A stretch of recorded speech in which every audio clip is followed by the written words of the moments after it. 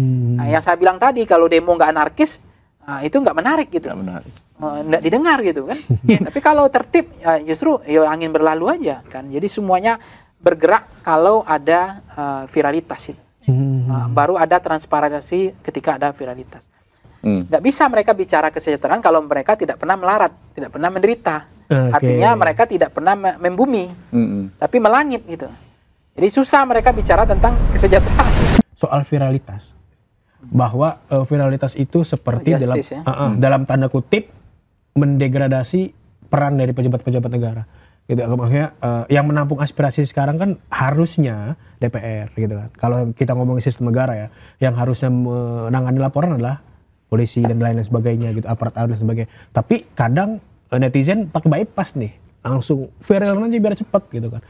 Itu jadi tanggapan udah panggil sendiri deh, gimana? Udah panggil dulu.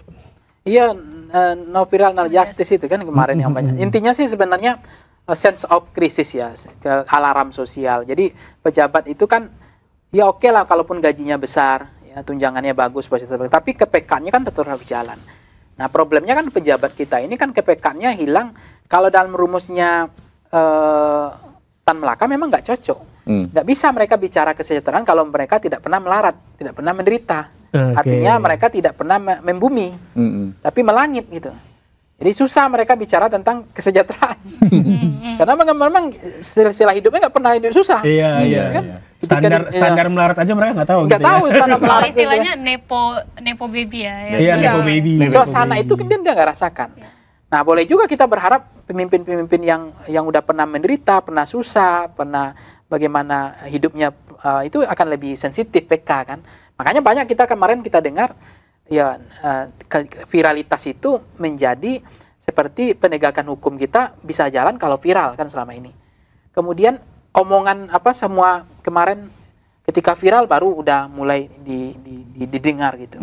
Ini kan juga merusak teori meritokrasi, sistem merit politik kita juga terganggu kan karena itu lebih cepat kita ingin cepat saja gitu. Jadi akhirnya semua orang kan konten-konten di Sumatera Barat aja tuh Minang konten-konten yang negatif gitu. Yang penting viral gitu. Pemerintahnya juga kadang-kadang ya terikut-ikutan begitu. Kalau mereka bahkan mungkin aparat kepolisian baik partai coklat atau partai hijau pasti yang mereka takutkan hari ini kan gadget. Bukan lagi penegakan hukumnya. Kalau viral. Ya, kita pun hari ini kemana-mana ya Mbak Esra sama Maafin juga khawatir kan kalau kita salah-salah langkah viral. Misalnya kita ngomel-ngomel jalan di video ini lewat juga kita. Ngelamun dikit jadi konten bersyukur.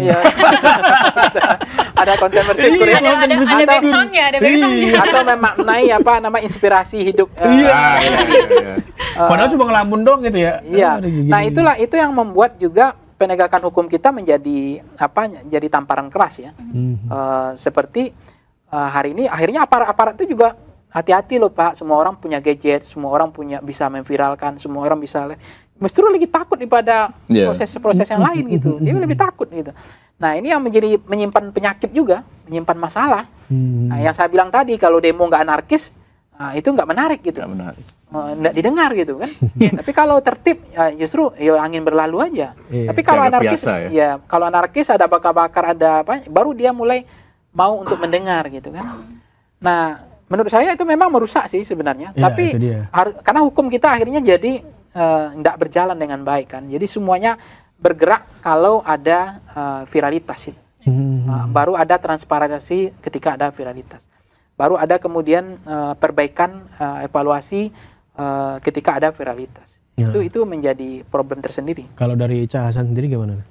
Ya menarik ya karena saya melihatnya begini. Semua itu berawal dari ketidakpercayaan, level of trust masyarakat kita terhadap instrumen-instrumen negara itu rendah. Itu faktor pertama. Yang kedua adalah menurut saya ini bagian dari rasa frustasi masyarakat.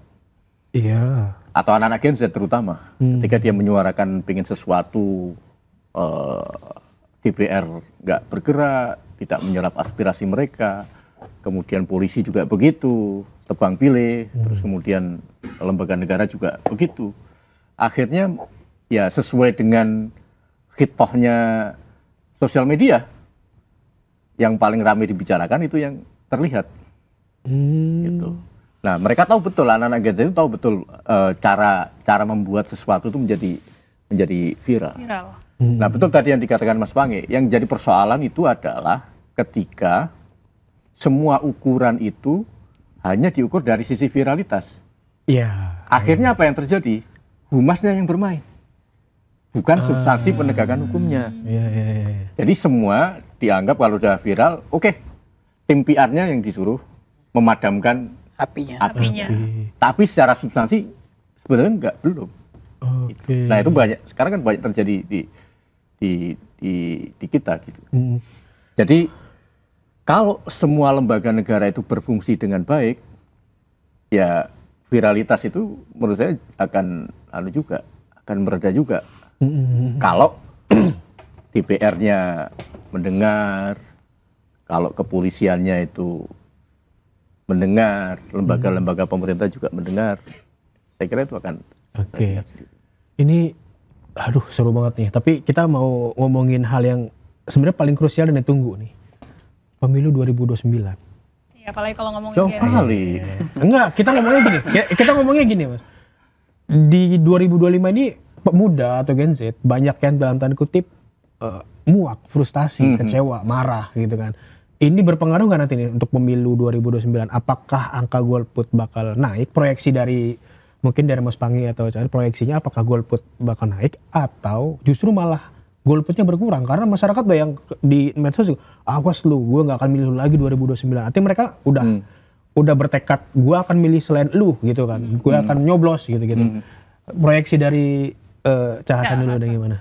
Ya sebenarnya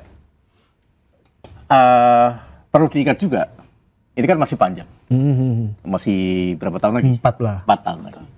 Belanda masih jauh. Belanda masih jauh. Masih jauh, tapi kita udah aware tahu. Dan masyarakat kita itu pelupa dan pemaaf. Oke. Ingatan masyarakat kita tuh sangat pendek. Apa yang terjadi? Seperti video pendek. Seperti video pendek. Apa yang terjadi setahun lalu udah lupa. Buktinya mantan napi terpilih lagi. Tapi ketika dimunculkan video itu lagi, itu akan menjadi pemantik bagi pemilih atau yang Gen Z ngomong. Ya, tapi jangan lupa kemarin Gen Z itu milih kenapa? Bukan karena literasi, narasi, janji atau program, karena joget kan? Karena joget. Karena joget, karena lucu, karena ganteng. Siapa yang ganteng? Ya ada pileknya gitu kan. Iya, jadi kembali ke situ ya, kembali soal. Jadi masih sangat panjang dinamika selama 4 tahun ini yang pasti akan berpengaruh.